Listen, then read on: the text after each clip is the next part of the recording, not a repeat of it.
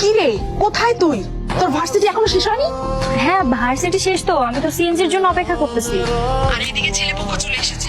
আজকের দিনে কি দরকার ছিল তোর ভার্সিটিতে যাওয়ার? তাড়াতাড়ি আয়। এখনো সুযোগ আছে, বাসা নাকি আমার গেস্টও আছে। তার চাইতে বরং আপনি আমার বাইকেই চলবেন। চেপে বসুন।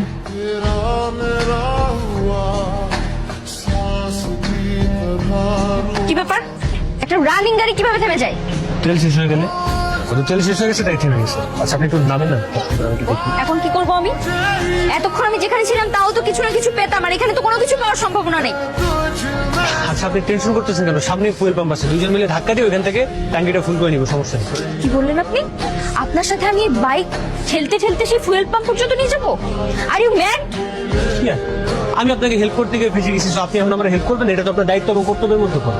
এক্সকিউজ মি, আমি আপনার কাছে যে কোনো হেল্প চাই না, আপনি নিজে যেচে করে আমাকে হেল্প করতে আসছেন। ওই একই, আমি আপনাকে নিজ থেকে হেল্প করতে